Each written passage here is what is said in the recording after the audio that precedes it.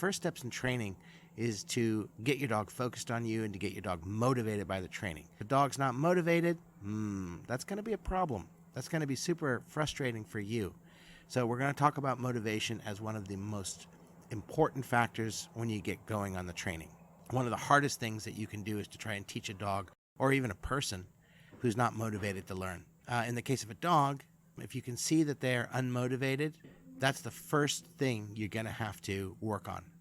When I'm talking about having a dog be motivated, I'm talking about he's driven by the training, he's excited by the training, he's attentive towards you on the training. That's what I'm talking about when I'm talking about a motivated dog. An unmotivated dog is pretty unattentive. When you call him to come, he just kind of wanders off. He's a dog version of a couch potato.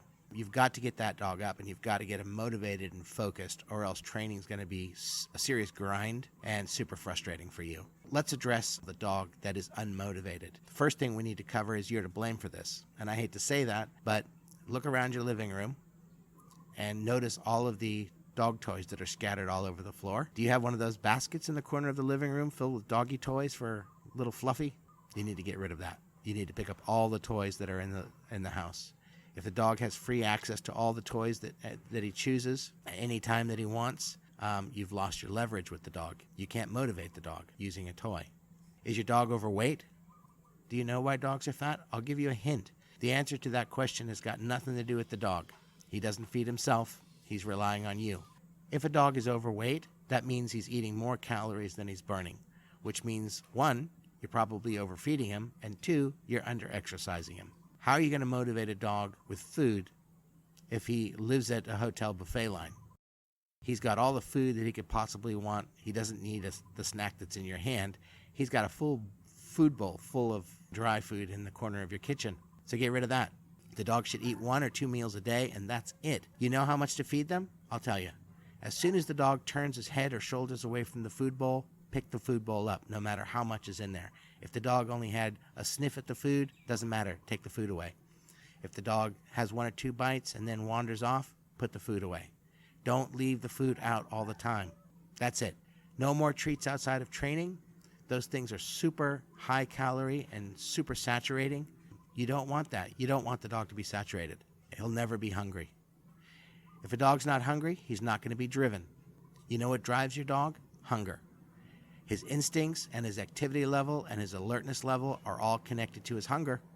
A dog that is not hungry is not motivated, and a dog that is not motivated will not learn. So now that you've sorted that out, the next step is to build up some obsessions with the dog. That's right, you want to get your dog a bit crazy about something, whether it's food or toys. Why food? It's quick and easy, and you can take it with you. You can find it almost anywhere. And because of your new feeding system, your dog's always going to have a tinge of hunger there. The reward is instantaneous when you use food, and it's directly linked to the dog's instincts. Why a toy? Because a toy is also a substitute for a prey animal. Again, it links back to the dog's instincts to chase, to hunt, to catch, and to kill. The next step is to build up motivation, to build an obsession with those toys and with that snack. What's a good food reward? Something that's quick and easy for the dog to eat, like a piece of cheese or a hot dog or something that's really good. Bad food would be dry food, would be something chewy, would be something big, something that takes a long time for the dog to put down. You want that reward to be almost instantaneous, and it's directly linked to the dog's instincts. Ooh, that's right. Remember, we talked about a dog that's not hungry is not motivated, because his instincts, his alertness, his drive, his energy levels, they're all hooked up to his hunger. That's right, a dog and an army travels on their stomachs. What kind of toy? Something small, like a soft toy, or a tennis ball or a Kong. Toy is good because it's a substitute for a prey animal. A prey animal, again, this links back to the dog's instincts to chase and to hunt and to catch and to kill. And what better motivation could the dog have for training than to want to kill? So how do we create an obsession with either food or a toy? Let me answer that question in this way. What are people obsessed by? What motivates and drives people? Things that are precious. That's for sure. Silver, gold, diamonds. Those are precious things that people desire. If you don't think people desire those, take a look at the price of them. If nobody wanted those things, they'd be free. There's another thing that people desire: free time. That means that their time, it's something that they consider super valuable. You've got to work for 8 or 9 hours a day, and you got to sleep for 7 or 8 hours a day. With driving and eating and going to the toilet, there's not a whole lot of free time left in the day for you. People are always planning and desiring to go on a holiday. They want to go to Italy.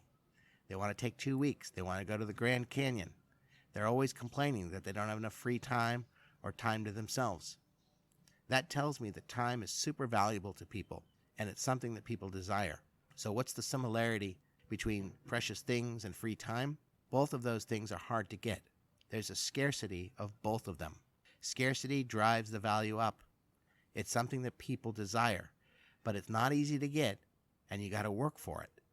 If you've got a basket full of toys in the corner of the living room, and a big bottomless bowl of disgusting dry dog food in the kitchen, and snacks all over the place that your dog gets for nothing more than just breathing, you've destroyed the dog's ability to have desires, and you've blunted his motivation. So get rid of those things now and start building a focused, attentive, and driven dog by creating scarcities. Pick up the food bowl and take all those toys, collect them up, stick them in that basket, and put the basket away.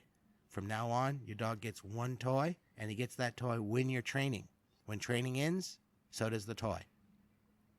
I've taken dogs that were morbidly obese and only had enough energy to waddle over and pee before being out of breath, and I've straightened out those dogs. Got them in shape by feeding them a healthy diet and making sure that they were burning way more calories than they were taking in.